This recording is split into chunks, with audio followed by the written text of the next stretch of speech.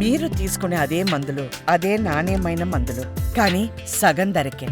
అవును, MedPlus brands pi 50 to 80% తగ్గింపు. Hello everyone, I am Dr. Miduna, consultant gynecologist at Medicover Hospital, Chandanagar branch.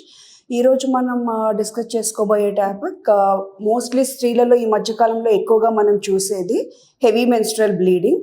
Medical terminology ప్రకారం చూస్తే అది మనం అబ్నార్మల్ యూట్రైన్ బ్లీడింగ్ అంటాము. దాని గురించి అసలు ఎందుకు వస్తుంది, ఎవరిలో వస్తుంది, వస్తే దానికి ట్రీట్మెంట్ ఆప్షన్స్ ఏంటి, దాని గురించి కొంచెం క్లుప్తంగా మాట్లాడుకుందాం. మెయిన్గా అసలు హెవీ మెన్స్ట్రల్ బ్లీడింగ్ అంటే ఏంటి, అసలు అది ఎప్పుడు మనం మెడికల్ హెల్ప్ కోసం వెళ్ళాలి డాక్టర్ దగ్గరికి అంటే, first menstrual cycle every month వచ్చేది మినిమం 3 to 5 days సైకిల్ అయితే నార్మల్ అండి.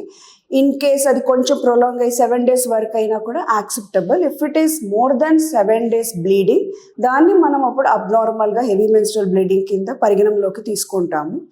అండ్ నార్మల్ మెన్స్ట్రల్ బ్లడ్ ఎప్పుడు గడ్డ కట్టదండి, క్లాట్స్ ఫార్మేషన్ అలాంటివి అయితే మనం చూడం, ఎప్పుడు లిక్విడ్ ఫామ్లోనే ఉండాలి. అలాంటిది మనకి ఇప్పుడు రీసెంట్ సైకిల్స్లో కొంచెం వాళ్ళకి క్లాట్స్ కావడము, ఎక్కువగా గడ్డలుగా పడ్డము అలాంటివి కానీ ఉంటే కూడా మనం డాక్టర్ హెల్ప్కి తీసుకోవాల్సి ఉంటుంది. నార్మల్గా అయితే ఓవరాల్ ఒక మంత్ సైకిల్లో బ్లడ్ లాస్ అయితే 80 ml వరకు అయితే నార్మల్ అండి. బట్ అది మనం మెజర్ చేయడం అంతా కష్టం కాబట్టి ప్రతి ఒక్క స్త్రీకి తన నార్మల్ సైకిల్స్ ఎలా ఉంటాయి అనేది అవగాహన ఉంటుంది. సో దానికన్నా తనకి అంటే ఫర్ ఎగ్జాంపుల్ ఇప్పుడు ఒక రోజుకి తను 2 to 3 pads వాడుతున్నారు, బట్ ఈ సైకిల్లో తను 5 pads 6 pads వాడడము, గడ్డలు పడ్డం ఇట్లాంటివి ఉంటే అది తనకి అబ్నార్మాలిటీ. సో అప్పుడు వాళ్ళు ఓకే సంథింగ్ నా సైకిల్లో ఏదైనా అబ్నార్మాలిటీ ఉందని అప్పుడు ఇమీడియట్గా హెల్ప్ తీసుకుంటే డాక్టర్ గారు ఇన్వెస్టిగేషన్స్ అన్నీ చేసి దానికి వాళ్ళు ట్రీట్మెంట్ ఆప్షన్స్ అయితే డిస్కస్ చేస్తారండి.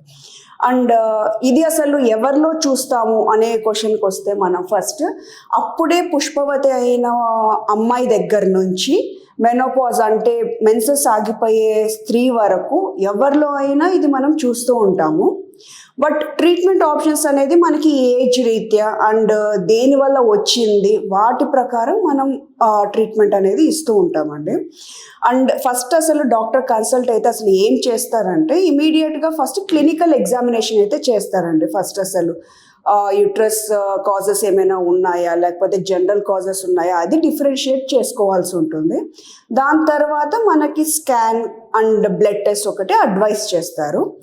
కాజెస్ కింద మనం చూసుకునేటట్టయితే 2 types ఆఫ్ కాజెస్ ఉంటాయండి హెవీ మెన్స్ట్రల్ బ్లీడింగ్కి.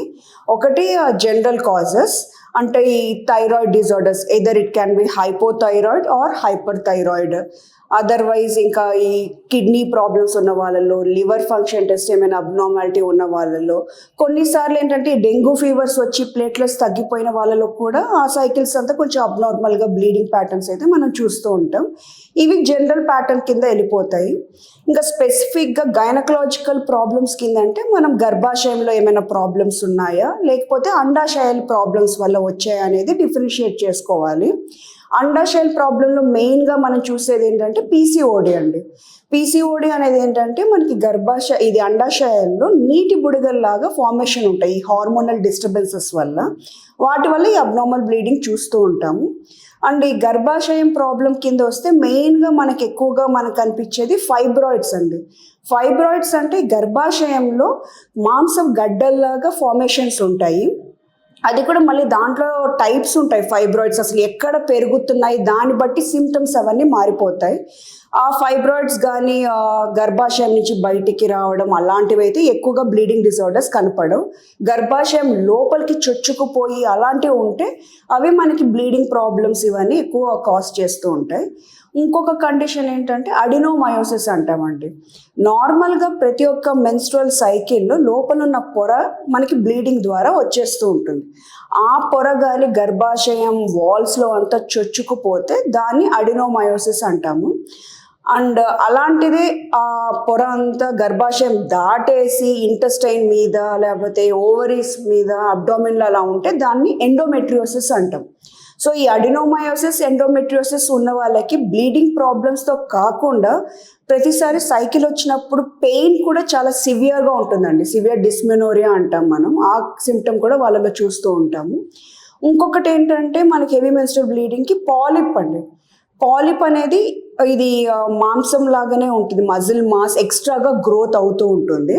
అది గర్భాశయంలో నుంచి పెరిగి ఇది బయటికి వచ్చేసి గర్భాశయ ముఖద్వారం అంటాం, సర్విక్స్, దాంట్లో నుంచి బయటికైనా రావచ్చు, లేకపోతే ఆ సర్విక్స్ అంతా కూడా ఆక్యుపై చేసేస్తుంది. సో అప్పుడు మనకి బ్లీడింగ్ ప్రాబ్లమ్స్ ఇవన్నీ కూడా హెవీగా చూస్తూ ఉంటాం. ఫైనల్లీ ఇంకా ఈ హెవీ మెన్స్ట్రువల్ బ్లీడింగ్కి లాస్ట్ కాజ్ ఏంటంటే క్యాన్సర్ అండి. ఎయిదర్ గర్భాశయం క్యాన్సర్ అవ్వచ్చు, లేకపోతే అది సర్విక్స్ గర్భాశయ ముఖద్వారం క్యాన్సర్ అవ్వచ్చు. రెండిట్లో కూడా మనకు బ్లీడింగ్ ప్రాబ్లమ్స్ అయితే చూస్తూ ఉంటాము. సో ఈ కాజెస్కి ట్రీట్మెంట్ ఆప్షన్స్ ఎలా ఉంటాయంటే ఏజ్ వైజ్ ఉంటాయండి. ఇప్పుడు మనకి అదే అప్పుడే పుష్పవతి అయిన పిల్లల్లో మనకి ఏంటంటే పిట్యూటరీ యాక్సెస్ అనేది ఒకటి ఉంటుంది. అది మనకు హార్మోన్ రెగ్యులేషన్స్ ఇవన్నీ చేస్తూ ఉంటుంది. సో పుష్పవతి అయిన వాళ్ళలో ఏంటంటే అది మెచ్యూర్ అయ్యి ఈ ప్రాసెస్ అంతా సరిగ్గా అవ్వడానికి ఒక 2-3 ఏళ్ళు పడుతుంది. సో వాళ్ళలో అప్పుడే మెనార్కి వచ్చిన వాళ్ళల్లో ఒక 2 months సరిగ్గా రాకపోవడం, ఒక మంత్లో 2 times ఎక్కువగా అవ్వడం, ఇలాంటివన్నీ కామన్గా చూస్తూ ఉంటాం. దానికి మనం యాజ్ సచ్ మెడికేషన్స్ పెట్టేసేసి వాళ్ళకి ఏదో చేయాల్సిన అవసరం ఏమి ఉండదు. జస్ట్ రీఅష్యూరెన్స్ ఇస్తామండి, ఇది కామన్, ప్రతి ఒక్కరికి అప్పుడే పుష్పవతి అయిన వాళ్ళలో ఇది కామన్గా చూసేటివే. సో అది కొంచెం ఒక 2-3 years లోపల సెట్ అయిపోతుంది, వరీ అవ్వాల్సిన అవసరం ఏం లేదు అని మనం రీఅష్యూర్ చేస్తే సరిపోతుంది. అదే మెనోపాజ్ అంటే మెన్సెస్ ఆగిపోయే స్త్రీలలో కూడా 2-3 నెలలకు ఒకసారి రావడం, 1 నెలలో వచ్చినప్పుడు కూడా హెవీగా బ్లీడింగ్ అవ్వడం, ఇలాంటివన్నీ కామన్గా తరచూ చూస్తుంటాం. అది కూడా ఎందుకంటే మెనోపాజ్ టైంలో మనకి హార్మోన్స్ అవన్నీ డిక్రీజ్ అయిపోతూ ఉంటాయి. సో ఆ ఇంబ్యాలెన్స్ వల్ల కూడా ఇవి చూస్తూ ఉంటాం. అండ్ మెనోపాజ్ రీచ్ అయిన తర్వాత యాజ్ సచ్ అవన్నీ తగ్గిపోతాయి. సో వాళ్ళకు కూడా మనం హెవీగా ట్రీట్మెంట్ ఇవ్వాల్సిన అవసరం లేదు. మెయిన్గా మనం ట్రీట్మెంట్ ఇవ్వాల్సిన ఏజ్ గ్రూప్ ఏదంటే రీప్రొడక్టివ్ ఏజ్ గ్రూప్, 18 years నుంచి 45 years వరకు. సో వాళ్ళల్లో మనం కాజ్ బట్టి ట్రీట్మెంట్ అనే ఆప్షన్స్ మనం డిస్కస్ చేస్తాం. వాళ్ళల్లో ట్రీట్మెంట్ ఆప్షన్స్ కింద వస్తే 2 types ఉంటాయండి. మెడికల్ ట్రీట్మెంట్ ఉంటుంది, సర్జికల్ ట్రీట్మెంట్ ఉంటుంది. మెయిన్గా ఎవరిలో అయినా మనం మెడికల్ ఆప్షన్కి వెళ్తాం. Either it can be fibroid, adenomyosis or hormonal disturbances ఏమున్నా కూడా ఫస్ట్ హార్మోనల్ పిల్స్ పెడతామండి. హార్మోనల్ పిల్స్ కూడా 2 types ఉంటాయి, progesterone only pills, progesterone plus oestrogen pills.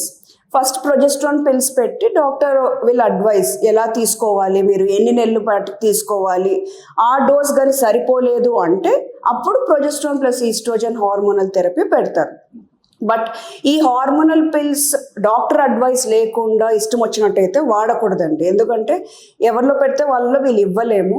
In case వాళ్ళకి migraine problems, liver function failures అలా ఉండే వాళ్ళు సజెషన్స్ అసలు ఇవ్వరు డాక్టర్ వాళ్ళు, ఎందుకంటే అది వర్సన్ అయిపోయి వాళ్ళ హెల్త్ కండిషన్ ఇంకా డిటోరియేట్ అయిపోతుంది. సో డాక్టర్ అడ్వైస్ ప్రాపర్గా ఉంటే అది ఎలా తీసుకునేది దాని విధంగానే అవి తీసుకోవాల్సి ఉంటుంది. అండ్ ఇన్ కేస్ వల్ల వాళ్ళకి ఎక్కువ బెనిఫిషియర్గా ఏం అనిపించడం లేదంటే దెన్ అనదర్ మెథడ్ ఇస్ మిరీనా ఐయుసిడి. అదేంటంటే కాపర్ టీ లాగే ఉంటుందండి, బట్ కాపర్కి బదులు అక్కడ హార్మోనల్ డివైస్ ఉంటుంది. అది మెల్లగా అది హార్మోన్ బాడీలోకి జస్ట్ ఆ యూట్రస్లోకి అది రిలీజ్ చేస్తూ ఉంటుంది. ఈ ఓరల్ కాంట్రాసెప్టివ్స్కి దీనికి వ్యత్యాసం ఏంటి అంటే నోట్లో తీసుకున్న హార్మోనల్ పిల్స్ వల్ల అది బాడీలో అంతా కూడా మనకి సైడ్ ఎఫెక్ట్స్ ఎక్కువగా వస్తూ ఉంటాయి. అదే మనం మెరీనా ఐయుసిడి అంటే అది మన గర్భాశయం లోపలికి పెడతాం కాబట్టి జస్ట్ అక్కడే ఎఫెక్ట్ చూపించి మనకి సిగ్నిఫికెంట్గా రిజల్ట్స్ వస్తాయి. But this again depends upon patients choice అండి. అండ్ అన్మ్యారీడ్ వాళ్ళకి మనం ఈ మెరీనా ఐయుసిడీస్ అనేది పెట్టలేము. సో అలా కూడా ఉంటాయి. అండ్ సర్జికల్ వైజ్గా మనం వెళ్తే ఈ ఫైబ్రాయిడ్స్ వీటిల్లో ఏంటంటే ఈ పెళ్ళి కాని వాళ్ళలో ట్రీట్మెంట్ డిఫరెంట్గా మారిపోతుంది. పెళ్ళి కాని వాళ్ళల్లో లేకపోతే పిల్లలు లేని వాళ్ళల్లో మనం ఫైబ్రాయిడ్స్ ఓన్లీ టిపికల్గా ఒక ఫైబ్రాయిడ్స్ 2-3 ఫైబ్రాయిడ్స్ ఉన్నాయి ఇది అంటే మయోమెక్టమీ అనే ప్రొసీజర్కి వెళ్ళిపోతాం. సో దట్ వాళ్ళు జస్ట్ ఆ ఫైబ్రాయిడ్ రిలీజ్ చేసేసి ఆ యూట్రస్ని ఎక్కువ డ్యామేజ్ చేయరు. సో దట్ వాళ్ళకి మళ్ళీ ఇన్ఫర్టిలిటీ ఇష్యూస్ ఏమీ రాకుండా ఉండేదానికి ఆ ఆప్షన్ ఒకటి తీసుకుంటాము. లేదు అనుకుంటే వాళ్ళ ఫ్యామిలీ కంప్లీట్ చేసేసారు అండ్ సిమ్టమ్స్ మరీ సివియర్గా ఉంటున్నాయి, మెడికల్ ట్రీట్మెంట్స్ అన్నీ ట్రై చేశారు, అంత యూస్ లేదు అన్నప్పుడు లాస్ట్ రిసార్ట్ ఇస్ హిస్టెక్టమీ, అంటే గర్భాశయాన్ని తీసేసే ఆపరేషన్. ఆ ఆపరేషన్ కూడా 2 రకాలుగా ఉంటాయి. Either it can B laparoscopic one or open abdominal hysterectomies లాగా తీసేస్తాం మనము.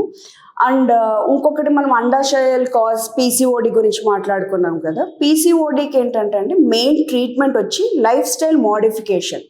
లైఫ్ స్టైల్ మోడిఫికేషన్ అంటే ఏంటంటే రెగ్యులర్గా ఎక్సర్సైజెస్ కన్సిస్టెంట్గా పర్సిస్టెంట్గా డైలీ చేయాల్సి ఉంటుంది వాళ్ళకి మినిమం 30 to 45 minutes.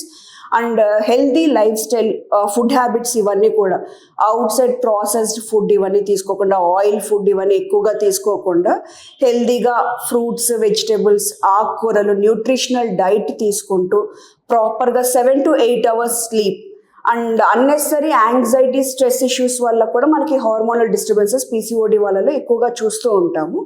సో ఇవన్నీ లైఫ్ స్టైల్ మోడిఫికేషన్స్ చేసుకుంటూ అడిషనల్గా కావాలంటే ఇన్ కేస్ వాళ్ళకి మరీ సివియర్గా ప్రాబ్లం ఉంటే హార్మోనల్ పిల్స్ పెడతారు. But hormonal pills is not the permanent solution for PCOD. Only life style modification is the main thing అండి. సో ఇన్ కేస్ మీకు ఎప్పుడైనా కూడా హెవీ మెన్స్ట్రువల్ బ్లీడింగ్ ఉంటే నెగ్లెక్ట్ చేయకుండా ఇమీడియట్గా డాక్టర్ హెల్ప్ తీసుకోవడం మంచిదండి. Thank you.